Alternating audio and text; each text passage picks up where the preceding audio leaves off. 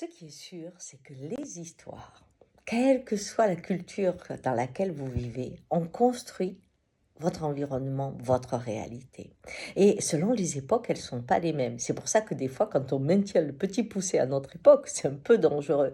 Quand il a écrit, l'auteur avait envie d'aider les enfants qui étaient abandonnés parce qu'il y en avait beaucoup. Leur montrer que même s'ils rencontraient l'ogre et autres, ils pouvaient être puissants et s'en sortir et revenir à une famille paisible. Mais aujourd'hui, vous mettez le petit poussé alors que nous avons développé, j'espère, une société où il y a un assistanat, qui n'est pas péjoratif et au contraire qui est sublime, eh bien on va faire en sorte que les enfants restent dans leur foyer. Ça c'est super. Alors quand on dit j'ai pas assez d'argent, je te remets dans les bois, voyez, bon, ça marche pas tellement aujourd'hui. Par contre, reprenons la chèvre de Monsieur Seguin. Cette chèvre qui est à l'abri avec Monsieur Seguin, qui est nourrie et qui est aimée aussi, mais qui est emmurée. Et elle a envie d'aller dans la forêt. Et quand elle y va, elle rencontre le loup et elle meurt. Mais le loup, même dans les murs de l'enceinte de la ferme de Monsieur Seguin, peut venir. La mort que représente le loup vient toujours, que ce soit à la maison ou dans la forêt. Ce qui est important, c'est qu'est-ce qui se passe avant.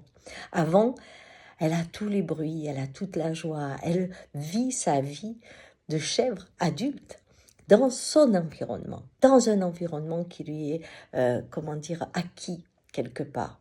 Et aujourd'hui, quand on lit cette histoire, ça veut dire à la maison, tu risques rien. Le monde extérieur est dangereux, mais aussi la nature est dangereuse.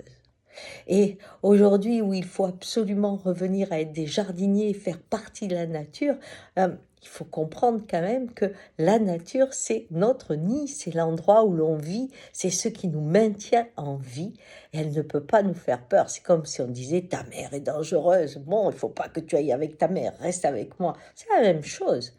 On dit reste avec ton père, reste dans notre société, va pas avec ta mère, tu te rends compte ce qu'elle peut faire, elle peut avoir des tempêtes. Il y en a une qui, dans une interview avec Rabbi, lui dit mais quand même, monsieur Rabbi, on le sait, la nature est dangereuse. Il dit oui, elle fait des bombes atomiques à tout prix, c'est tout le temps. Enfin, on a une idée passéiste de la nature, alors qu'aujourd'hui, elle est notre mère et on a vraiment besoin de la protéger. Nos histoires construisent notre réalité. Alors, à vos crayons, inventez des histoires pour que vos enfants n'aient pas peur du sauvage, mais au contraire sentent que une vie sans rencontrer la beauté du monde, c'est pas une vie. Ciao!